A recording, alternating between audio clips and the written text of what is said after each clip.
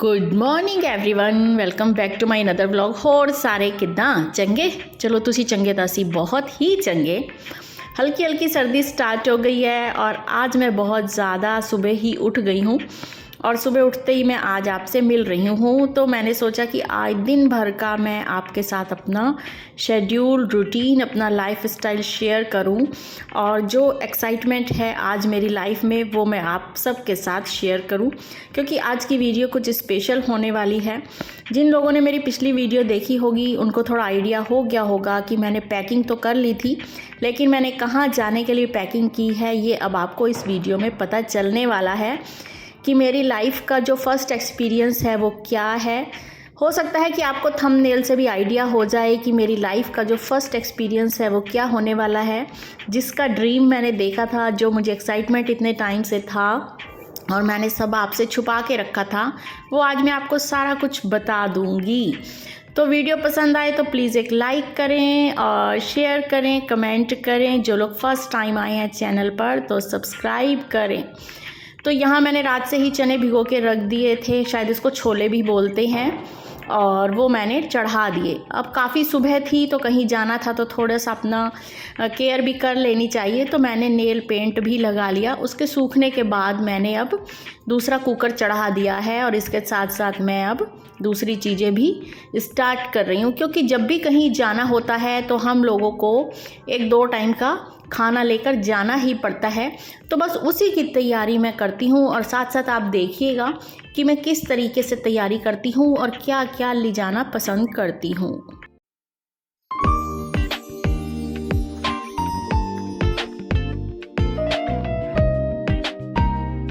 सूखे छोले बनाने का बहुत ज़्यादा फ़ायदा रहता है, क्योंकि ये चटपटे भी बन जाते हैं और इसके साथ साथ मैंने पुलाव भी तैयार कर लिया है, क्योंकि 2 टाइम का मैं खाना साथ ले जा रही हूँ। भले ही हमसे खाया ना जाए लेकिन खाना हमारे साथ होना चाहिए, मेरी ये थिंकिंग है। भले ही हम लोग ट्रेन में या कहीं और जब बस वगैरह में ट्रैवल करते हैं तो क्या होता है कि हम लोग गरम गरम वहाँ से कुछ लेके चीज़ें खा लेते हैं, पर कई बार ऐसा होता है कि कहीं कुछ नहीं मिलता, इसलिए घर से हमें अपना थोड़ा सा खाने का अरेंजमेंट एक्स्ट्रा लेके ही जाना चाहिए। भले ही आपका खाना यूज़ ना हो और आप बाद में किसी को दे दें जिसको ज़रूरतमंद हो, जैसे भिखारी वगैरह जो होते हैं उनको दे दें, लेकिन साथ ज़रूर लेकर जाएं।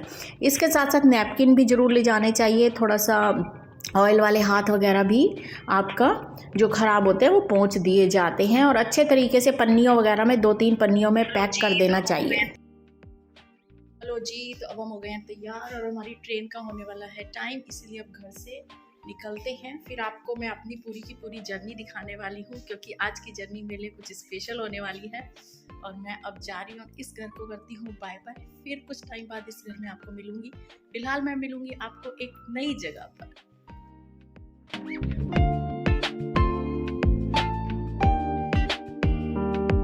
तो जी मैं और मेरी बेटी ट्रेन के लिए बैठ गए थे। ट्रेन हमारी बिल्कुल टाइम पे थी। एक स्टेशन पे गाड़ी रुकी तो हमने देखा कि वहाँ काफ़ी सारी जो हमारे जवान थे वो थे, उनमें लेडीज़ भी थी।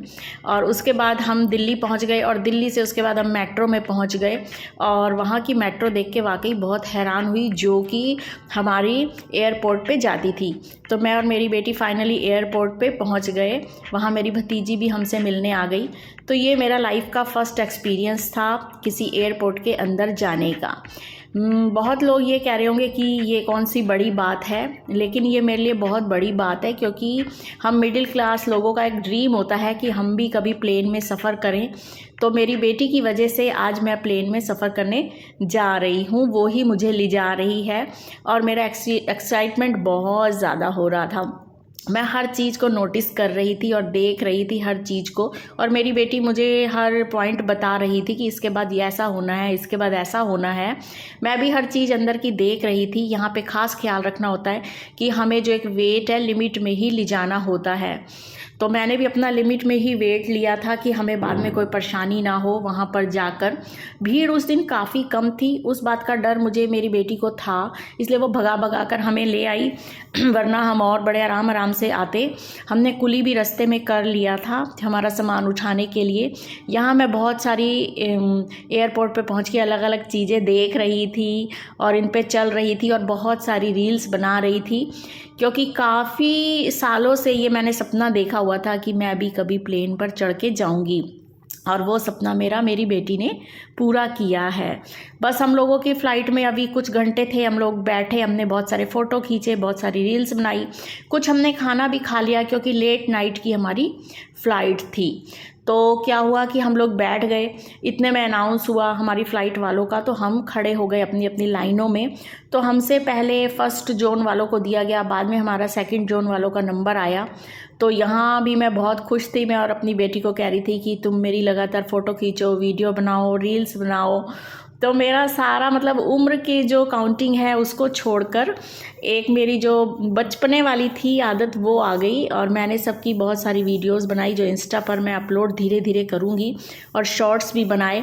फ़िलहाल तो मैं इन हवाई जहाज़ों को देखने के चक्कर में थी कि जिन चीज़ों को मैंने खुद आज तक सोशल मीडिया पर ही देखा था, यूट्यूब पर या फेसबुक पे या इंस्टा पर, उन चीज़ों को मैं खुद आज आँखों से देख रही हूँ। उसके बाद लाइन लग गई और एरोप्लेन के अंदर जाने के लिए अपनी टिकट अपने हाथ में रखनी होती है और आगे चेक करनी होती है टिकट, और उसके बाद हमको अंदर जाने को बोला जाता है। तो बस फिर वो पल आने ही वाला था जब मेरा फ़र्स्ट टाइम मैं प्लेन के अंदर जाना चाहती थी। तो ये यहाँ से पहला कदम प्लेन के अंदर रखा जाता है। जब मैं एडिटिंग कर रही थी तब मुझे वो मोमेंट याद आ रहा था कि मैं कितनी खुश थी, बहुत ही ज़्यादा खुश थी उसके अंदर जाने के लिए, और ये मेरा फ़र्स्ट कदम था एरोप्लेन का। अंदर घुसते ही मैंने देखा तो काफ़ी लोग अपनी सीटों पर बैठ चुके थे, पर मेरा ये फ़र्स्ट एक्सपीरियंस था। तो मैं तो बहुत खुश थी, और वीडियो मेरी बेटी मेरा बना रही थी। मेरी बेटी ने कुछ पैसे एक्स्ट्रा देकर मेरे लिए विंडो सीट बुक करी थी, क्योंकि मेरे जो बुक करने से विंडो सीट हो बुक ये ज़रूरी नहीं था। तो उन्होंने सोचा कि मम्मी ने पहली बार जाना है तो विंडो सीट दें। बेल्ट खोलने के लिए फ्लैप उठाएं और दोनों छोरों को अलग कर दें। यदि फिर एयर होस्टेस ने हमें सब कुछ समझाया, और मेरी बेटी ने मुझे पहले ही सब कुछ समझा दिया था। विंडो सीट मिलने से क्या हुआ कि मैंने बहुत सारी रील्स बनाने की कोशिश करी, लेकिन हर बार गलत हो जाता था, बन ही नहीं रहा था। तो बहुत सारी हमने टेक लिए और उसके बाद एक फाइनली रील हमारी तैयार हो गई। मैं इंतज़ार बेसब्री से करने लग गई कि कब एरोप्लेन, हमारी जो फ़्लाइट का टाइम था कि वो कंप्लीट हो चुका था, लेकिन 15 मिनट लेट होता गया।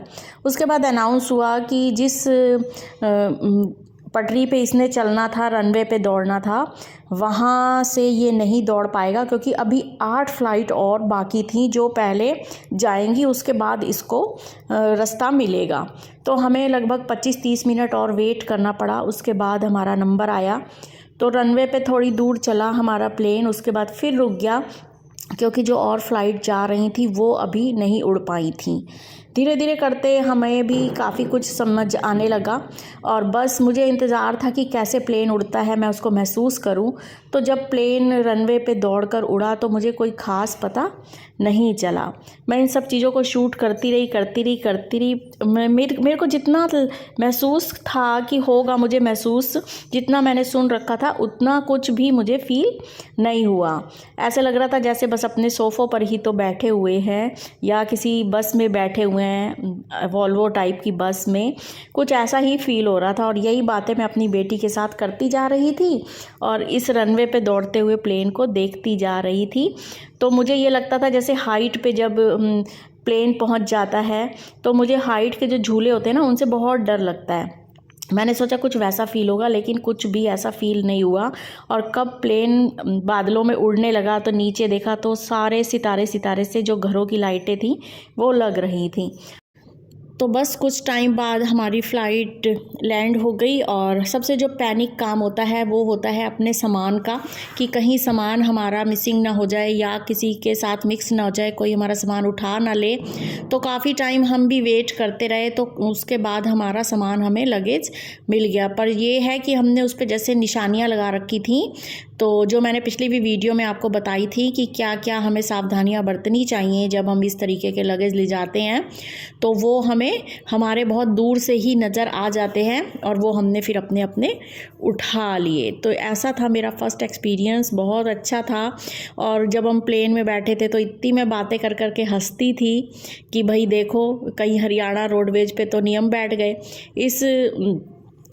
यहाँ पर आकर फिर हम लोगों ने बहुत सारी रील्स बनाई, फ़ोटो खींचे और इसके बाद हम अपने चल पड़े घर की ओर। तो इसी के साथ करती हूँ वीडियो का एंड, फिर मिलूँगी नई वीडियो के साथ। तब तक तुसी आपदा ख्याल रखिया जे, असीं आपदा ख्याल रखांगे। बाकी सारिਆਂ ਦਾ ਰੱਬ ਰਾਖਾ।